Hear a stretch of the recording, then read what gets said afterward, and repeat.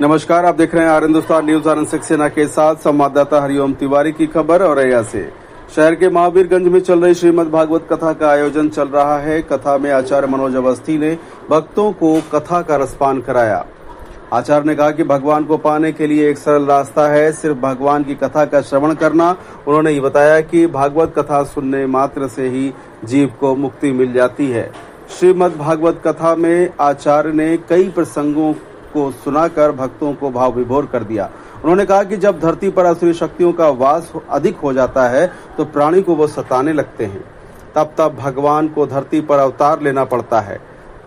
भक्त जब सच्चे हृदय से भगवान को याद करता है तो प्रभु उसकी मदद करने के लिए सदैव उसके पास किसी न किसी रूप में आकर मदद करते हैं। इसलिए कहा जाता है कि मानव को हमेशा सच्चाई के रास्ते पर चलना चाहिए। उन्होंने एक प्रसंग सुनाते हुए कहा कि धरती पर जब अधिक अत्याचार बढ़ गए तो भगवान ने अपने कृष्ण स्वरूप को धरती पर अवतरित किया। इसके बाद भगवान की लीलाओं के माध्यम से कई राक्षसों का संहार करते हुए प्राणियों को बचाया। कथा श्रवण करने के लिए आसपास के लोग भी अपने कष्टों का हरण करने के लिए श्रीमद् भागवत कथा का श्रवण करने के लिए आ रहे हैं।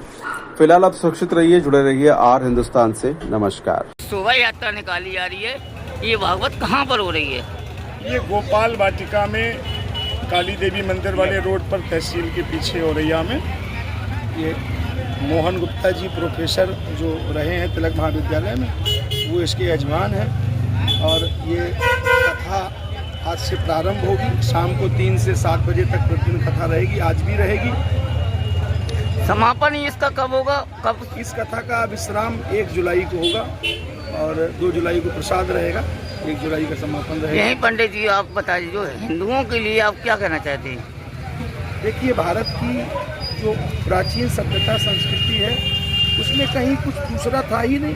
सनातन परंपरा ही वैदिक परंपरा है और उसी सनातन परंपरा को आपको आज नहीं, कल नहीं, परसों नहीं, सारे विश्व को मानना पड़ेगा। और वही सनातन परंपरा ही सारे विश्व के कल्याण का मार्ग प्रशस्त करेगी। यही इटावा के पास ये बकेवर में ये कांड चल रहा है, यादव जी के द्वारा भागवत चारा थे, उस पर थोड़ा उसमें सीधी सी बात ये है कि जो आयोजक गण हैं उन्होंने जो किया है वो उचित नहीं है, लेकिन ये भी उचित